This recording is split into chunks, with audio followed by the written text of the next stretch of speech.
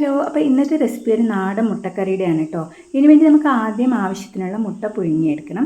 ഒരു 3-4 സവോള തിന്നായിട്ട് അരിഞ്ഞു വെക്കുക. ഒരു കുക്കർ ചൂടായി വരുമ്പോൾ വെളിച്ചെണ്ണ ഒഴിച്ച് കൊടുത്ത് അതിലേക്ക് കുറച്ച് കടുകിട്ട് പൊട്ടി വരുമ്പോൾ ഈ സവോള ഒന്ന് ഇട്ട് കൊടുക്കുക കേട്ടോ. ഇതിലേക്ക് ചെറിയൊരു കഷ്ണം ഇഞ്ചിയും 2-3 അല്ലി വെളുത്തുള്ളിയും കൂടെ ചതച്ച് ഇട്ട് കൊടുക്കുക. പച്ചമുളക് ചെറുതായിട്ട് കീറി ഇട്ട് കൊടുത്താൽ മതി. ഒന്ന് വഴന്ന് വരുമ്പോൾ ഇതിലേക്ക് ടൊമാറ്റോ ചേർത്ത് കൊടുക്കണം. ഒരു ടൊമാറ്റോ മതി കേട്ടോ. ഇതിലേക്ക് മഞ്ഞൾപ്പൊടി, മുളക് പൊടി, പെരിഞ്ചീരകപ്പൊടി, ഉപ്പ്, ചിലർ മല്ലിപ്പൊടി ചേർക്കും. പക്ഷേ മല്ലിപ്പൊടിയുടെ ടേസ്റ്റ് എനിക്ക് അത്ര ഇഷ്ടമില്ലാത്തതുകൊണ്ടാണ് ഞാൻ അത് ഒഴിവാക്കിയിരിക്കുന്നത്. ഇത്രയും ചേർത്ത് ഒന്ന് വഴറ്റി 1 കപ്പ് വെള്ളം ചേർത്ത് കുക്കർ അടച്ചു വെച്ച് ഒരു വിസിൽ കേൾപ്പിച്ചാൽ മതി കേട്ടോ. ആവി മൊത്തം പോയതിന് ശേഷം തുറന്ന് അതിലേക്ക് കുറച്ച് കറിവേപ്പില ഇട്ട് കൊടുത്ത് നല്ലപോലെ ഒന്ന് ഉടച്ചു കൊടുക്കുക. ഇതിലേക്ക് കോക്കനട്ട് മിൽക്കോ അല്ലെങ്കിൽ ക്രീമോ ചേർത്ത് കൊടുത്ത് പുഴുങ്ങി വെച്ചിരിക്കുന്ന മുട്ടയും ചേർത്ത് നല്ലപോലെ ഒന്ന് മിക്സ് ചെയ്യുക കേട്ടോ. പിന്നെ തിളപ്പിക്കരുത്. ഇതിലേക്ക് ആവശ്യത്തിന് മല്ലിയില കൂടി ചേർത്ത് സെർവ് ചെയ്യാം.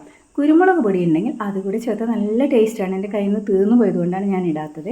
ഈ കറി അപ്പം, പുട്ട്, ദോശ, ഇടിയപ്പം, പൂരി, ചപ്പാത്തി എന്തിൻ്റെ കൂടെയും അടിപൊളി ടേസ്റ്റാണ്.